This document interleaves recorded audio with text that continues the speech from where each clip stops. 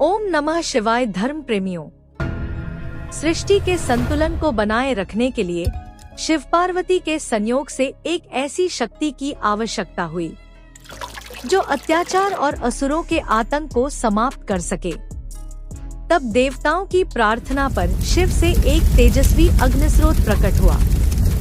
उस अग्नि को गंगा में प्रवाहित किया गया, जहां से एक बालक ने जन्म लिया। 6 मुखों वाला 6 कृतियों का अधिपति कार्तिकेय, जिसे स्कंद, मुरुगन और कुमार भी कहा गया। दोस्तों, कार्तिकेय को 6 कृतिकाओं ने पाला, इसीलिए वे षणमुख कहलाए।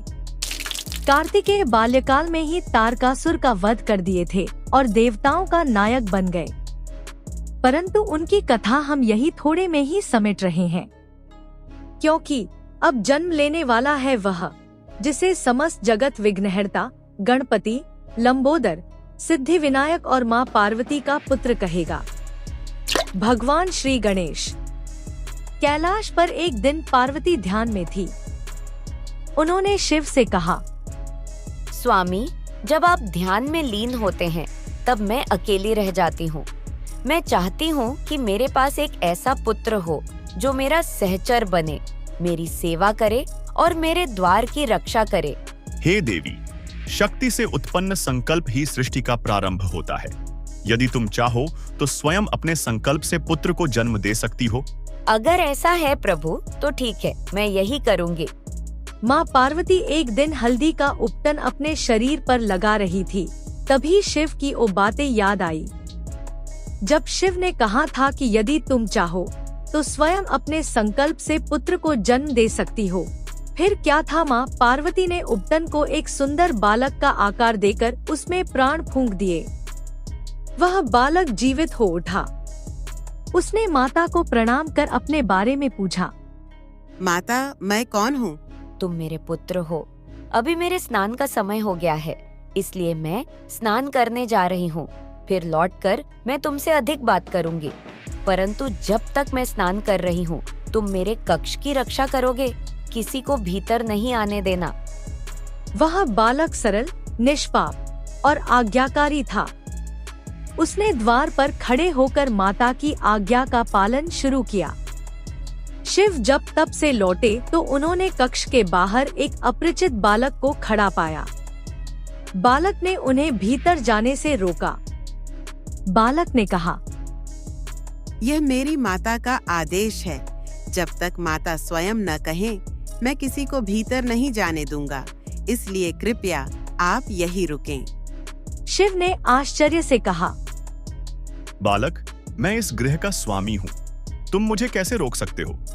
मेरा मार्ग छोड़ो और मुझे गृह में प्रवेश करने दो। मेरे गुस्से को चुनौती मत दो। बालक ने विनम्रता से परंतु दृढ़ता से उत्तर दिया, माता ही मेरे लिए सब कुछ है। जब तक उनकी आज्ञा नहीं मिलेगी, मैं अनुमति नहीं दे सकता गृह में प्रवेश करने की, फिर चाहे आप कोई भी क्यों ना हो। शिव के 7 गण, नंदी, भूत प्रेत सभी क्रुद्ध हो उठे, पर बालक अडिग था। शिव के गण उस बालक से टकरा गए। वह बालक शिव के गणों को भी परास्त कर दिया, यहाँ तक कि शिव को भी आगे बढ़ने से रोक दिया।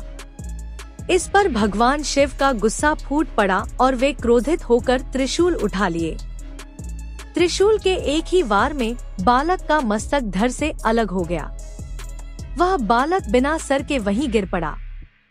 जब पार्वती बाहर आईं, तो उन्होंने अपने प्रिय पुत्र को मस्तक विहीन देखा। इस बात पर वह क्रंदन करने लगी। उनका क्रंदन कैलाश को हिला गया। उनकी आंखें जलने लगी और उनके भीतर से ज्वाला उठी। स्वामी, ये क्या किया आपने? आपने मेरे पुत्र का वध कर दिया, उस बालक को जिसे मैंने स्वयं अपने संकल्प से जन्म दिया था। शिव मौन थे। उन्होंने यह नहीं जाना था कि यह बालक शक्ति का अंश था। पार्वती का रूप विकराल हो गया। वह अपने शक्ति रूप में आ गई। चारों दिशाओं में अंधकार फैलने लगा। देवता भयभीत हो गए। नारद ने विनती की, प्रभु, यह केवल माता नहीं, स्वयं शक्ति है। यदि इनका क्रोध बढ़ा तो सृष्टि डगमगा जाएगी। परिस्थिति को समझते हुए भगवान शिव ने तत्काल अपने गणों को आदेश दिया। तुम लोग उत्तर दिशा में जाओ। तुम्हें जो भी पहला प्राणी मिले उसका सिर ले आओ, परंतु ध्यान रखिए इस कार्य में उस व्यक्ति की सहमति अनिवार्य होगी। सभी गण उत्तर दिशा को गए। उन गणों ने एक विशाल गज हाथी को देखा। गणों ने उसकी अनुमति ली और फिर उस हाथी का सिर लाकर शिव को अर्पित किया। शिव ने हाथी का सिर बालक के धड़ से जोड़ा और प्राणवायु फूंकी। बालक जीवित हो उठा। पार्वती की आंखों में आंसू थे, अब करुणा के। शिव ने उसे उठाया और कहा, हे पुत्र, मैं तुम्हें सभी गणों का अधिपति घोषित करता हूँ। अब से तुम गणपति हो। सृष्टि के हर कार्य में सबसे पहले तुम्हारा पूजन होगा। तुम विघ्नहर्ता और सिद्धिदायक कहलाओगे। गणेश के रूप में वह बालक अब समस्त देवताओं का प्रिय हो गया। पार्वती ने उसे अपने हृदय से लगाया। वह बुद्धिमान था, चतुर था और अत्यंत विनम्र भी। वह माता पिता की सेवा को अपना धर्म मानता। एक दिन नारद मुनि आए और पूछा, गणेश, क्या तुमने ब्रह्मांड का परिभ्रमण किया है? मेरे लिए ब्रह्मांड मेरे माता पिता में ही बसता है। गणेश जी की इस बात के कारण देवताओं ने उन्हें प्रथम पूज्य का स्थान दिया। आज भी जब कोई पूजा पाठ की जाती है तो सबसे पहले गणेश जी की पूजा की जाती है। शिव और पार्वती के पुत्रों कार्तिकेय और गणेश दोनों ने सृष्टि में अपनी अपनी भूमिका निभाई। कार्तिकेय से धर्म की रक्षा हुई, जबकि गणेश से बुद्धि जागृत हुई और विघ्नों का नाश हुआ। और पार्वती केवल माता नहीं रहीं, वे शक्ति की जननी, विनाश और सृजन की धारा, भक्ति और तप की मूर्ति बनी। निवेदन पूर्वक कहना है दोस्तों, अगर आप हर रोज नहीं तो कम से कम सप्ताह में एक बार ही सही, परंतु मंदिर जरूर जाइए। विश्वास रखिए, आप निराश नहीं होंगे। मंदिर भगवान का दरबार है और उनके दरबार से कोई खाली नहीं लौटता। जय भोलेनाथ।